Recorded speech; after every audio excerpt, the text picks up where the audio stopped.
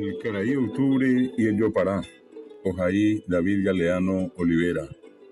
El 1 de octubre se revive en el Paraguay una tradición anual muy arraigada y conocida.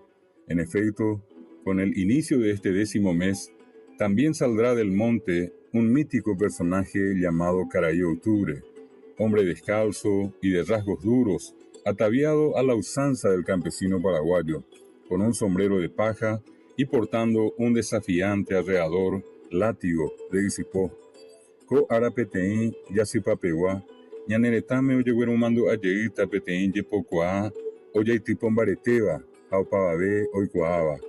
Upeichaite, oñepyrũvo ko jasypa osẽta ka'aguýgui peteĩ ava imba'ekuaáva hérava Caraí Octubre, ko imba'e oikóva Pinandi, hovasy ha oñemonde Paraguayetéva, akã'õ kapi'i ha avei oguerekóva peteĩ Teyuruguái ipópe.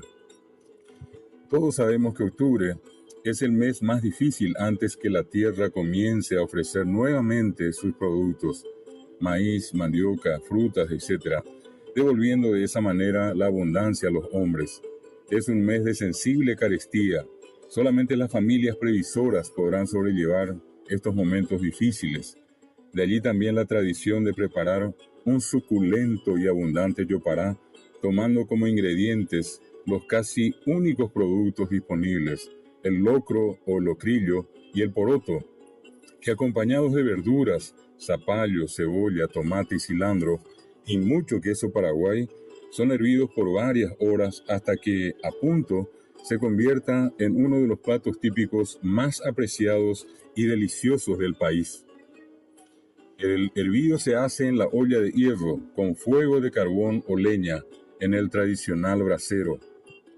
La tradición campesina nos muestra anualmente a toda la familia reunida ese día en torno a la mesa, a la siesta, para consumir el yopará y la humeante mandioca a modo de preparación para soportar este mes de carestías.